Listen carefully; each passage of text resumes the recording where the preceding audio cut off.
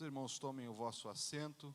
Nesta noite nós louvamos a Deus por estarmos uma vez mais na casa do Senhor Jesus.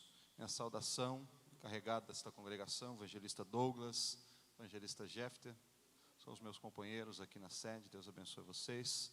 Também evangelista Marino, nosso vice-presidente, pastor Hildo, na pessoa desses companheiros, todos os demais obreiros que eu vejo aqui hoje, Deus abençoe vocês. É um prazer poder estar aqui, adorando o nome do Senhor Jesus nesta noite. Eu tenho certeza que todos saíram da sua casa com o propósito de adorar o nome do Senhor Jesus. Eu tenho visto que Deus tem se agradado, pois Ele tem mandado a sua glória sobre este lugar. É o termômetro que nos faz sentir que a nossa adoração realmente está chegando diante do trono de Deus, é quando sentimos em contrapartida a sua glória sendo derramada sobre a igreja. Então eu fico feliz de nessa noite poder estar aqui com os irmãos e em rápidos minutos quero falar aos vossos corações acerca de algo que Deus tem colocado ao meu coração.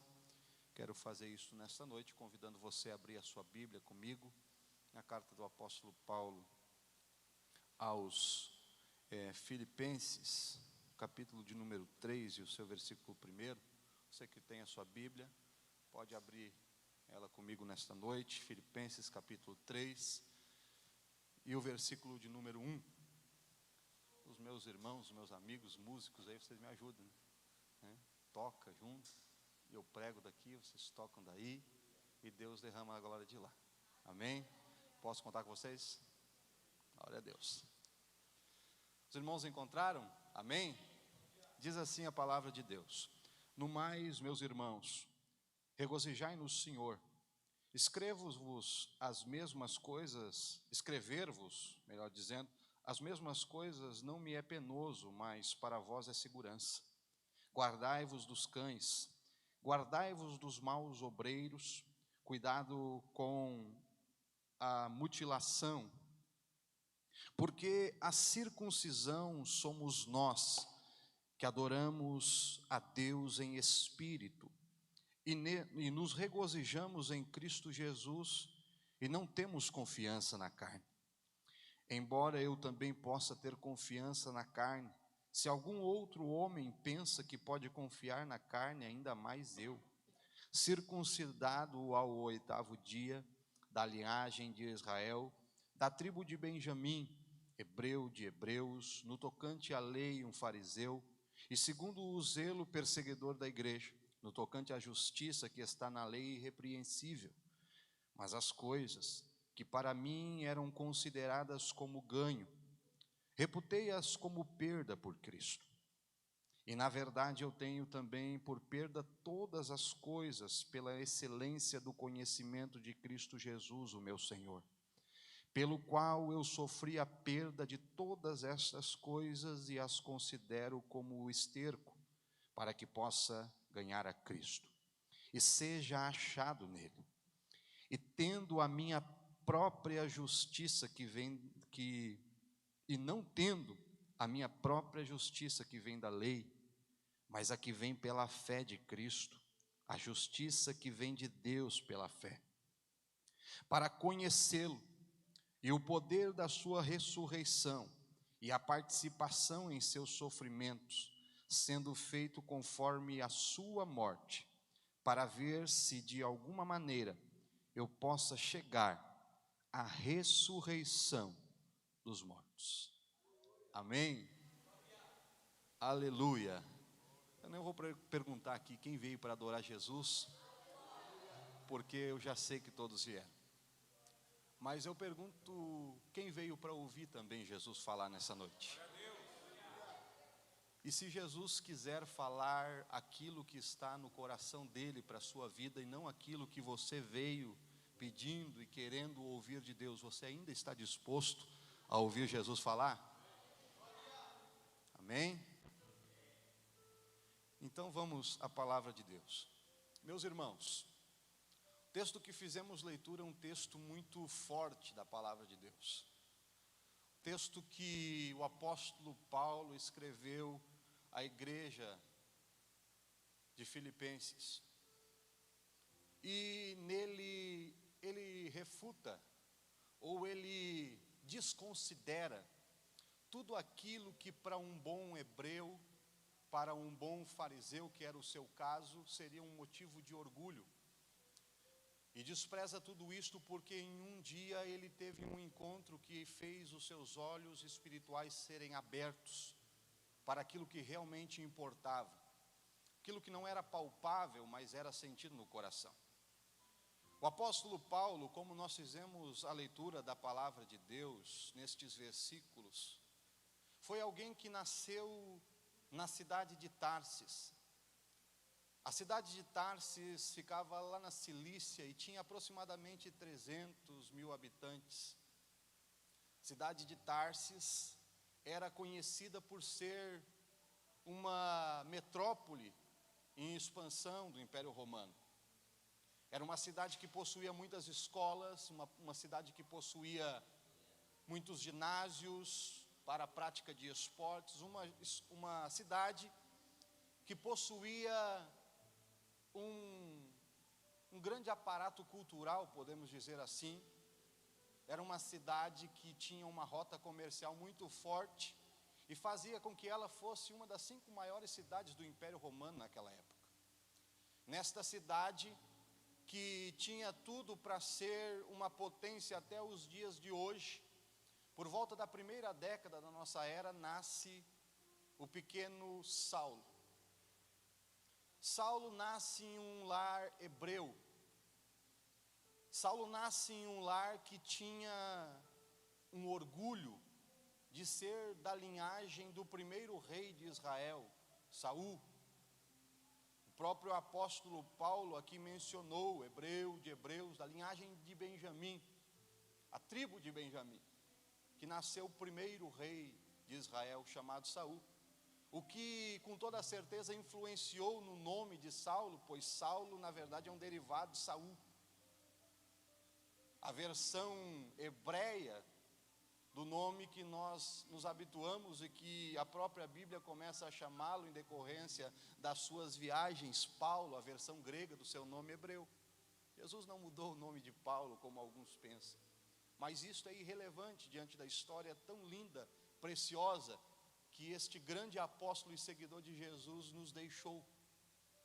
Paulo, ele foi ensinado desde os seus primeiros dias, pelo seu pai e pela sua mãe, a observar a lei, a ser muito cuidadoso com a lei, a viver esta lei, pois afinal de contas, um pai e uma mãe sempre têm o desejo de ver o seu filho se destacando, não é verdade? E como bons hebreus, eles instruíam, enquanto Paulo estava sob os seus cuidados, instruíam Paulo.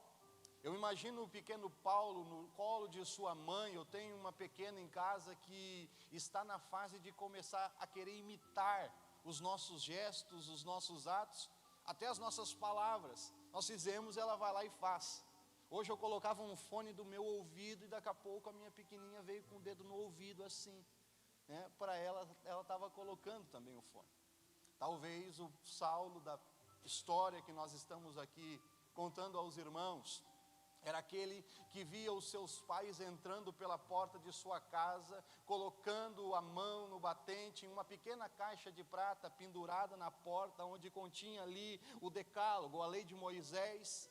Tocavam naquela caixa e beijavam as pontas dos dedos em um sinal de reverência. Eu imagino o pequeno Saulo no colo de sua mãe, melhor dizendo, tentando se esticar para alcançar aquela pequena caixa para fazer igual a mamãe e o papai faziam. Ele começa a crescer e até os seus 13 anos, ele ia para a sinagoga acompanhado de seu pai e de sua mãe, mas não podia frequentar o mesmo lugar que o seu pai frequentava. Havia uma divisão em que as mulheres ficavam separadas dos homens, onde era lida a lei e aonde era debatida, onde era falada acerca da lei de Moisés. E a mãe, com Saulo, o pequeno Saulo ao seu lado, ouvia, mas saberia que chegaria o dia em que teria que se separar do pequeno Saulo. Isso de fato aconteceu quando Saulo ele alcançou os 13 anos de idade e teve que agora ser apresentado ao rabino para que pudesse iniciar a sua vida adulta iniciar a sua vida madura religiosamente falando. Com 13 anos de idade, ele deixa o lado de sua mãe na sinagoga e passa a frequentar junto com seu pai, junto com os demais homens. Desde este momento, já podia se notar que ali nascia um grande líder. Ali nascia alguém que ia fazer a diferença no contexto em que estava inserido. Só não sabiam que o contexto em que Deus havia preparado para inserir o pequeno Saulo era diferente do contexto que os olhos humanos, até mesmo do pai e da mãe, haviam sonhado, preparado para Saulo. Deus tinha um projeto na vida daquele menino. Ele começa a crescer e pouco tempo depois de ser iniciado na sinagoga, é levado por seu pai a Jerusalém para estudar na escola de Gamaliel.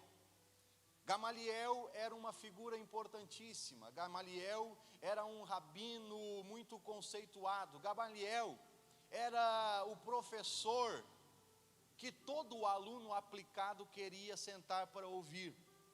Que todo aquele que quer ir para a escola, não só para chegar no final do ano e dizer, passei, queria sentar aos pés, para absorver o conhecimento tão grande que aquele homem possuía. E Saulo foi um destes alunos e talvez o mais aplicado de todos eles. O pai do pequeno Saulo, já com seus 15 anos, 16 anos, deixa Saulo lá em Jerusalém, na escola de Gamaliel.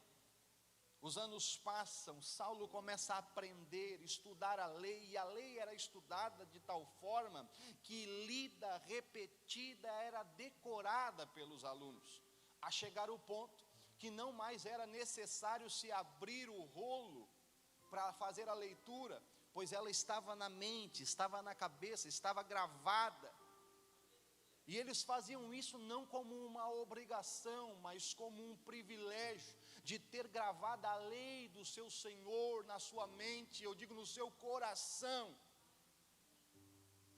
Este era Saulo, cheio das suas convicções e dos seus pensamentos, dos seus sonhos, dos seus desejos. Para ele tinha feito aquilo que poderia ser feito para ele alcançar a justificação diante de Deus e também contribuir para a sua terra ser tocada e obedecer esta lei tão preciosa. Porque por mais que vivesse em uma cidade pagã, existia lá uma sinagoga que também precisava de líderes para aquele momento, mas líderes para o futuro, para que a palavra continuasse sendo observada e seguida. Saulo, após 10 anos aos pés de Gamaliel, ele chega ao entendimento de que atingiu o ápice da evolução do seu aprendizado e volta a Tarso, volta para a sua cidade. E lá ele, quando chega, é muito bem recebido por aqueles que viram o seu desenvolvimento até o período em que foi para Jerusalém. E agora já vem um homem com conhecimento e com o currículo de ser o aluno mais aplicado da escola de Gamaliel. Não demorou muito tempo para que Paulo, na reunião da sinagoga, tivesse uma cadeira só para ele. Não podia ser ainda um rabino, pois a sua idade não permitia que isso acontecesse, mas ele tinha já um lugar de destaque. Era olhado por muitos, talvez uma multidão, que frequentava a sinagoga como com toda certeza, futuro rabino. Alguém que com toda certeza daria continuidade à liderança daquela sinagoga.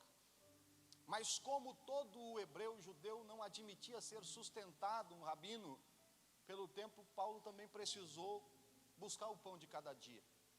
Fez isso junto de seu pai, tecendo tendas. Todos conhecemos a história de Paulo, não é mesmo? Aquele ofício que certamente, junto com o aprendizado da lei, enquanto estava na casa do seu pai, na sua adolescência, na sua infância, ele aprendeu além da lei, ele aprendeu também a fazer algo, a trabalhar, ganhar o seu sustento. E agora ele começa a desempenhar este ofício, com dignidade, um homem trabalhador, um homem culto, mas um homem trabalhador. Não que não possa ser os dois, é claro que pode, deve na verdade. E Paulo ali começa a desempenhar este ofício esperando cumprir a promessa, esperando cumprir o sonho, melhor dizendo, o desejo do seu coração, que era se tornar um grande rabino. Em paralelo a isto, neste momento de espera de Paulo, lá na Palestina, iniciava o ministério um homem chamado Jesus de Nazaré.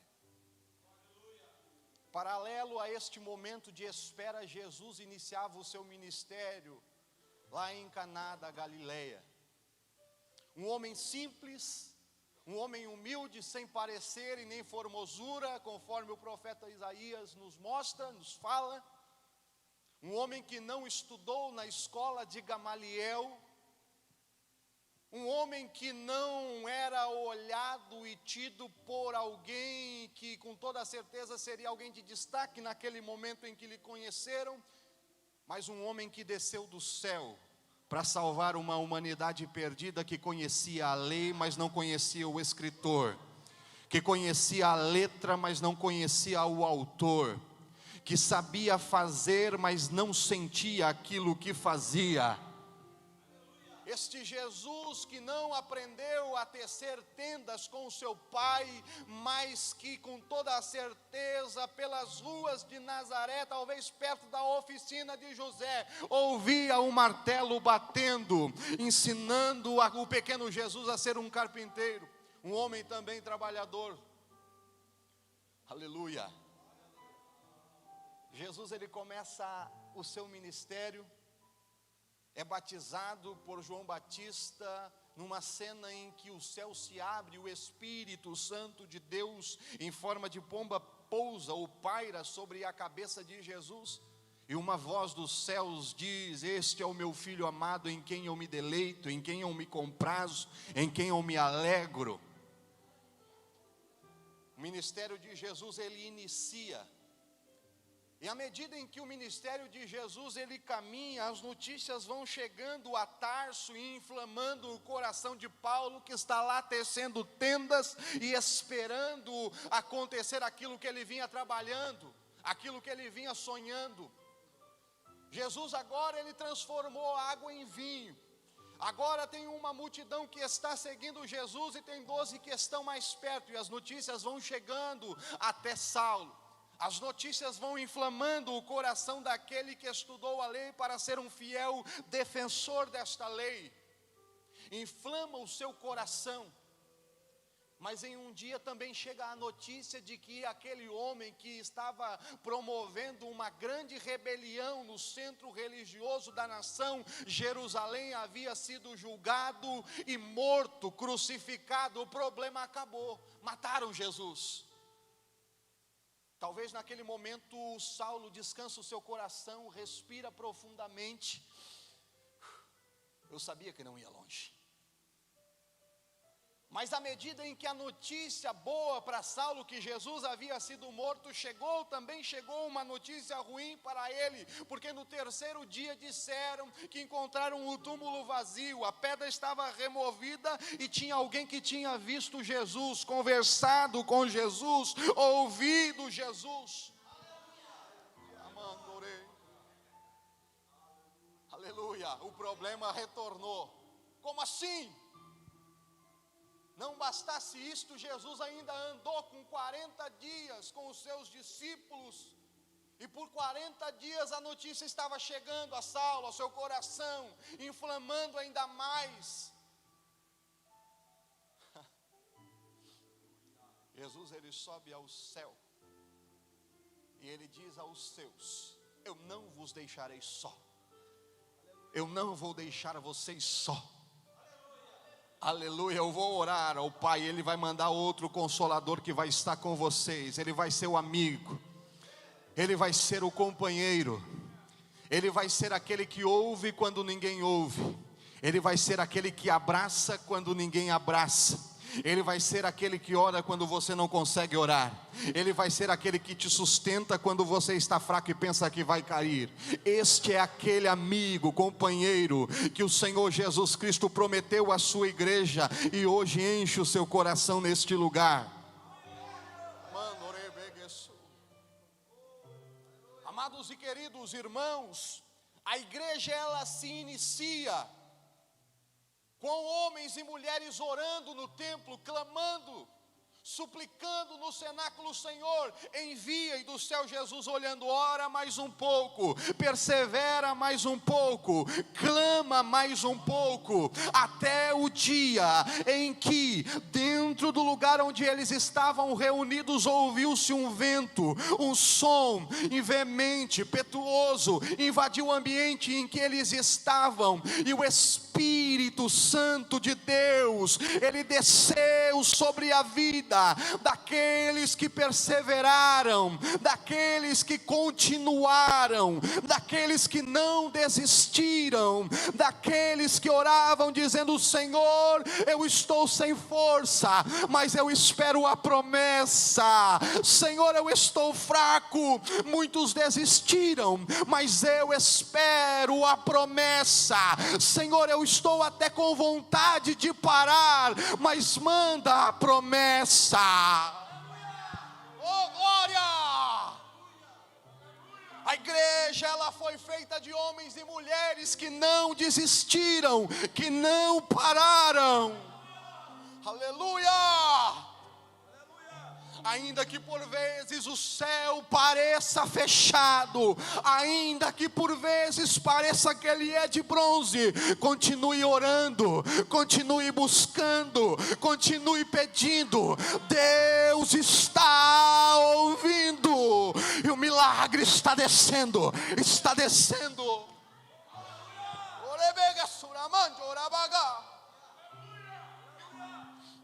Aleluia! Aleluia, fecha os teus olhos por um momento, levante a sua mão ao céu e diga: Senhor, eu não vou parar, Senhor, eu não vou desistir, Senhor, eu vou continuar. Aleluia. Daqui a pouco você vai ouvir um vento também do céu que vai soprar sobre a tua vida e vai te sustentar, vai te dar força, vai te aquecer, vai falar ao teu coração.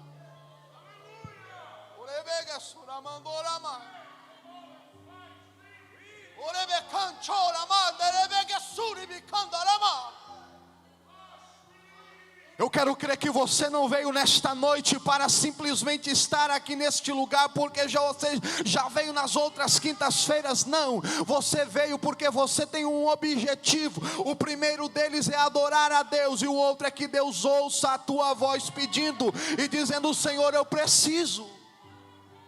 Aleluia.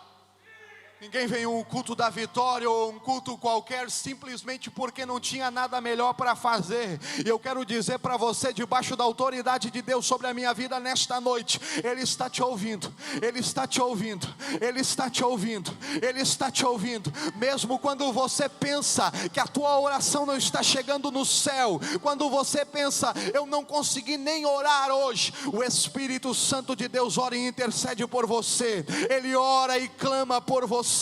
Ele ora e busca diante de Deus pela tua vida. Só não para, só não para, só não para. Aleluia!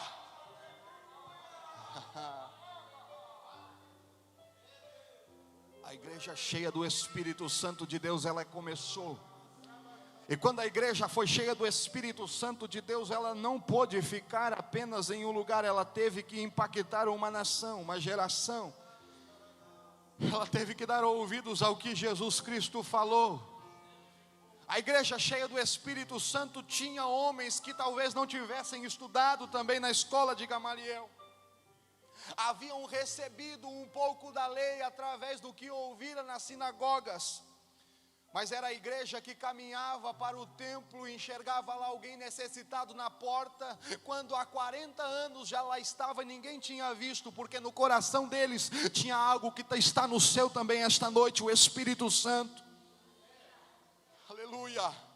E como muitos que estavam cegos espirituais e davam moedas para aquele homem, agora Pedro e João dizem para ele: não tenho ouro, não tenho prata, mas nós temos o Espírito Santo de Deus, levanta e anda em nome dele.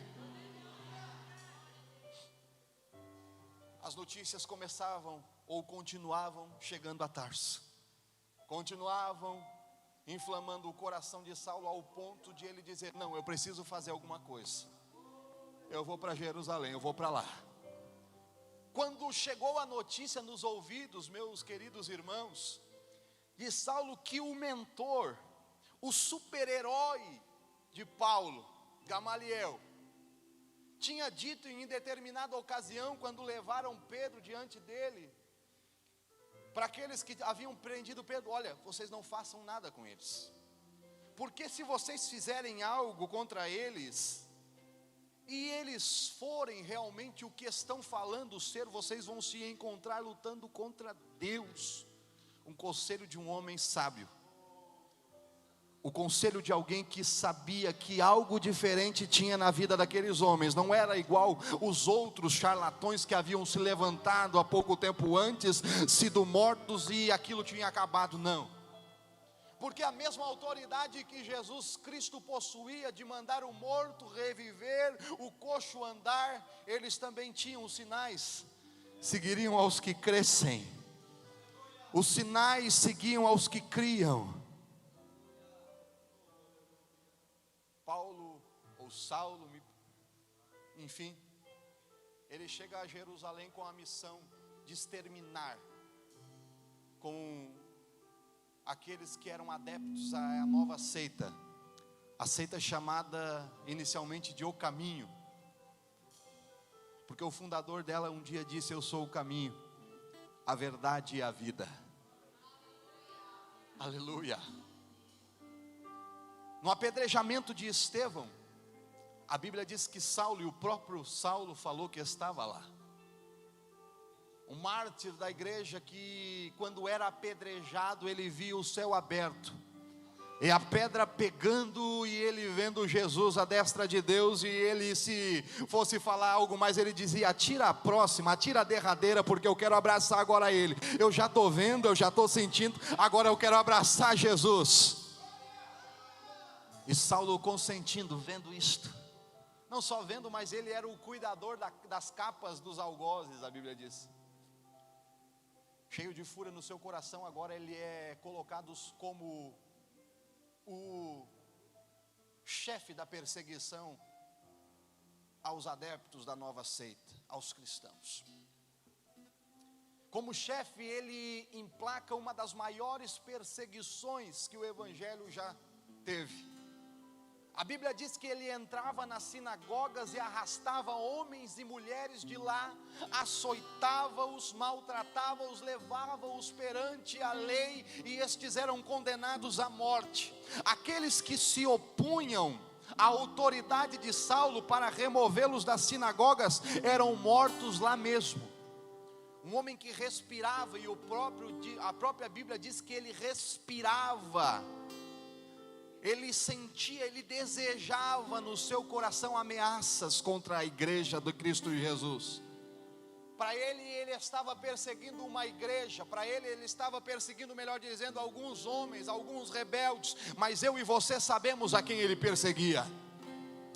Até que um dia, munido de cartas para entrar em todas as sinagogas de Damasco e arrancar de lá, como tinha o costume de fazer os crentes, ele vai naquele caminho, e em um determinado momento, um esplendor de luz brilha mais do que o sol naquele lugar, ofusca os olhos de Saulo, que cai prostrado.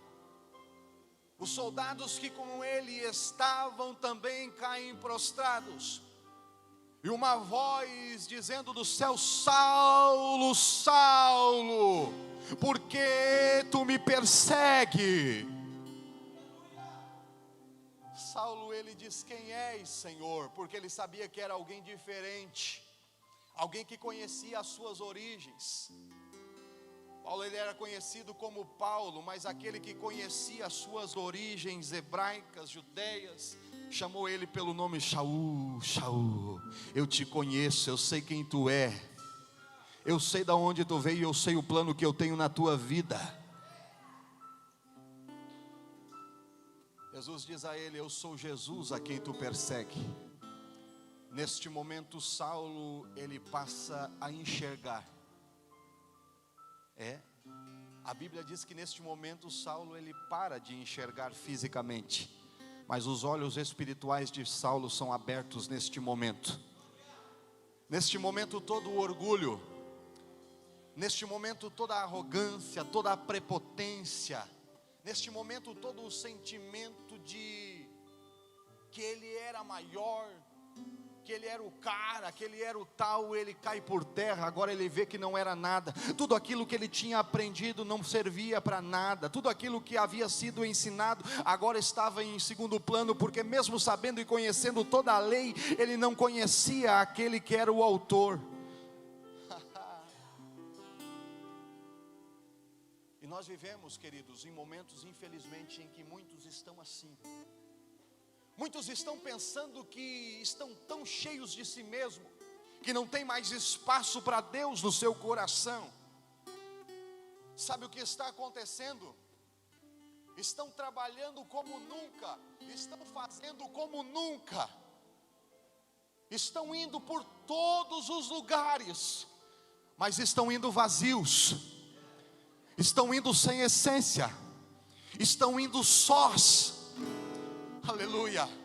Mas quando se vai só, é caminho de morte. Quando se vai só, você pode cair. Mas quando você vai embasado, endossado, cheio do Espírito Santo de Deus, algo diferente acontece. Saulo estava indo só para Damasco, mas em Damasco tinha uma igreja que orava.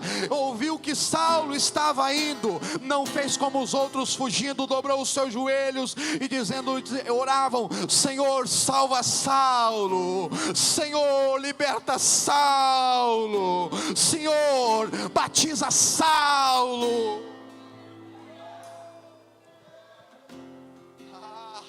Não era uma igreja rancorosa, uma igreja que odiava, era uma igreja que sentia amor e sabia que o evangelho que salvou-os era capaz de salvar o mais vil dos pecadores, pois tivera na cruz de Cristo Jesus o exemplo maior de amor.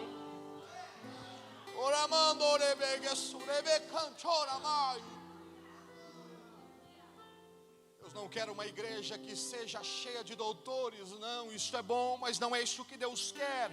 Deus não quer uma igreja que seja cheia de grandes currículos, não, isto é bom, mas não é isto que Deus quer. Deus quer uma igreja cheia do Espírito Santo, uma igreja viva, e o que faz uma igreja ser uma igreja viva é o Espírito Santo de Deus que está na sua vida. E o Espírito Santo de Deus só vai tomar lugar no teu coração quando você entender que você não é nada, quando você entender que você é pequeno, quando você entender que por mais que você se graduou, por mais que você se preparou, por mais que você pensa que você ainda é pequeno e insignificante, mas o Espírito Santo de Deus, Ele te toma, Ele te enche, Ele faz com que você seja uma ferramenta valorosa. Mas você precisa entender, tu é pequeno, tu é pequeno. É o Espírito de Deus que te faz grande. Se coloca em pé nesta noite. Saulo só chegou ao conhecimento de que o Espírito Santo de Deus é que transformou a sua vida, quando ele pôde contemplar o que realmente é sentir a presença de Deus. Eu quero despertar você aqui neste lugar a lembrar daqueles momentos em que você ainda falava em línguas, crente. Você lembra ainda? Alguns nem lembram mais. Eu quero nesta noite chamar a tua atenção para aqueles momentos que você ainda chorava na igreja. Você lembra, crente? Alguns ainda nem lembram mais. Eu quero lembrar você daqueles momentos que você não precisava olhar a escala de obreiros para saber quem é que ia dirigir ou pregar, para você saber se você vinha na igreja ou não. Você lembra, crente? Jesus lembra, porque você vinha para adorar Ele, você vinha para exaltar a Ele, você vinha para prestar a Ele o seu culto. Se estivesse aqui o irmão José, o irmão João, o irmão que fosse, você tinha vindo para adorar a Deus e sabia que na boca daquele que talvez não tivesse letras, não tivesse nenhuma cultura, talvez fosse um semi-analfabeto, Deus falava e Ele continua falando. Você não está ouvindo porque você tem ficado cego. Você não está ouvindo porque você tem se apegado em coisas materiais, superficiais. Mas hoje Deus te chama a uma nova vida. Deus nesta noite Ele quer novamente colocar a sua mão sobre você e o seu Espírito Santo te encher de forma a transbordar. Fecha os teus olhos por um momento, coloca a mão no teu coração aí, ó. Você está sentindo aí as batidas do teu coração? Você está sentindo ele palpitando aí, ele batendo? Se você está sentindo o coração palpitando e batendo, ainda tem chance, ainda tem jeito, ainda dá. E se ele começou a acelerar agora, é porque o Espírito Santo de Deus aí está batendo na porta dele, dizendo: eu quero voltar, eu quero voltar, eu quero voltar, eu quero entrar, eu quero encher.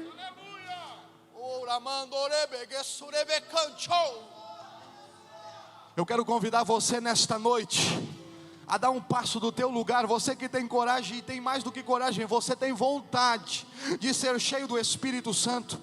Porque até isto o diabo ele tem tirado de alguns lugares. O desejo de um crente ser cheio do Espírito Santo de Deus, o desejo do crente falar em novas línguas tem ficado em segundo lugar, porque a moda não é essa. A moda agora é se apegar apenas nas coisas materiais. A moda apenas agora é a teologia coach, né? Eu fico ali bonitinho, eu não dou um passo nem para a esquerda, nem para a direita, falo sentadinho e chamo vocês lindos. Não, Jesus quer te encher ainda. Jesus quer te encher ainda. Jesus quer fazer transbordar ainda. Sai do teu lugar, passa aqui na frente nessa noite. Tenha coragem. Tem anseio, não era nem para mim estar insistindo para você nesta noite, por algo que era para ser o seu desejo, por algo que era para ser a sua maior vontade, por algo que era para ser aquilo que o teu coração tanto quer.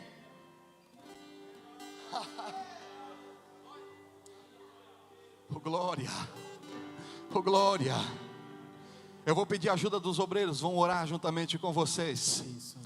Aquele que não é batizado com o Espírito Santo ainda, abrace alguém nessa noite que é. Onde estão? Quem ainda não é batizado com o Espírito Santo aqui? Faz assim com a sua mão. Abraça alguém que é batizado. Alguém que é batizado, vai aí e abraça essa pessoa hoje. Aqueles que há muito tempo não se renovam, não choram, pensam que até se esqueceu. Não é esse o caso. Jesus está aí, quer te encher hoje. Talvez você pense que você não é mais digno. Há uma nova aliança que pode ser feita hoje. Deus deu uma chance para Saulo, perseguidor. Não vai dar para você. Fecha os teus olhos por um momento. Começa a pedir: Senhor, eu também quero. Fecha os teus olhos aí, começa a pedir: Senhor, eu também quero. Senhor, eu também preciso. Senhor, eu também anseio.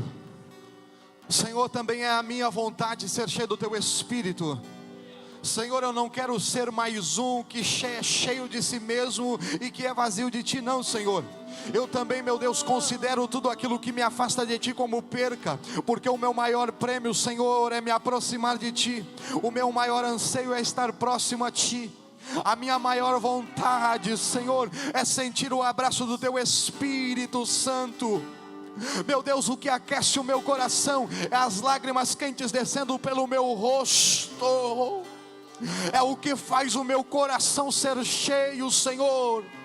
não são palavras de teologia humana, não são apenas, Senhor amado, frases que são lidas e repetidas, que emocionam o coração, mas eu quero uma experiência nesta noite verdadeira, eu quero uma experiência nesta noite inesquecível, eu quero uma experiência nesta noite transformadora. Levante a sua mão, obreiros, vamos orar. Senhor Deus, nesta noite nós oramos, Pai, pelos teus filhos, Senhor, que estão na tua casa, que estão diante do teu altar, que ainda sentem, Senhor, o desejo de ser cheios do teu Espírito Santo, pois é uma promessa que o Senhor fez, pois é aquilo, Senhor, que até a tua volta nos aproximará de ti, pois é aquilo, Senhor, que vai fazer a escama dos nossos olhos caírem por terra, pois é aquilo, Senhor, que faz-nos sentir o teu abraço. Oh,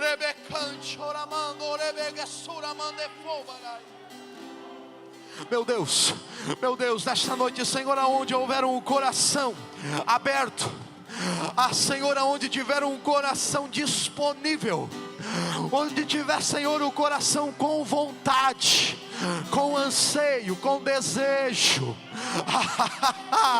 um coração que ainda tem, Senhor, o teu Espírito por precioso, encha Senhor, encha Senhor Jesus, encha Senhor Jesus, encha Senhor Jesus, encha Senhor, encha do teu Espírito nesta noite.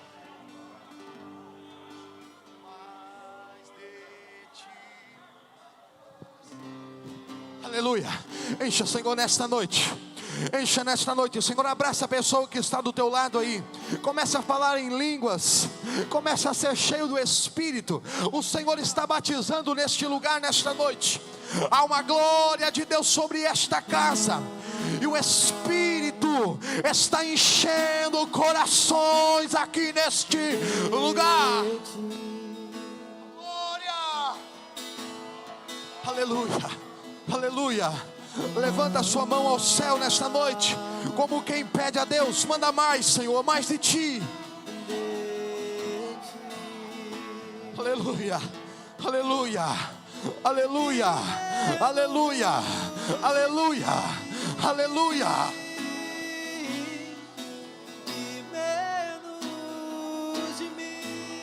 Jesus, encha,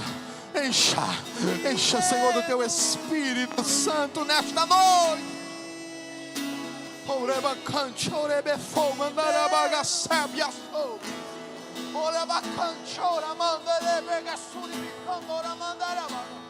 Que Ele cresça, eu diminua, que Ele apareça. Em nome de Jesus, em nome de Jesus, em nome de Jesus, em nome de Jesus. Teu amor, infinita unidade, de todos os irmãos, que Ele cresça, que eu diminua, que Ele apareça, que eu me constranja. Aleluia.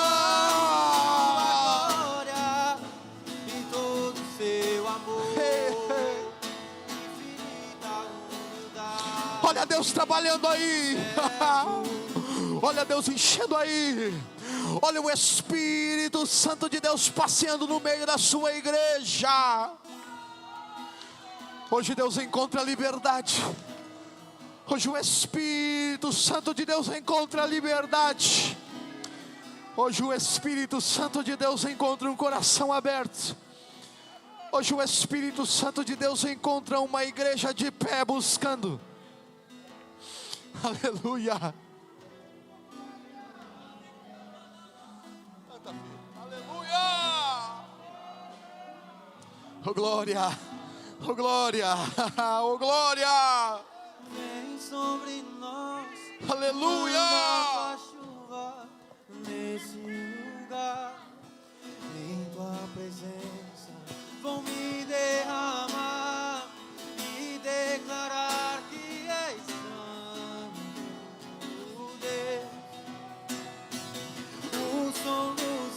Alabagalabaxandarabacandaraya.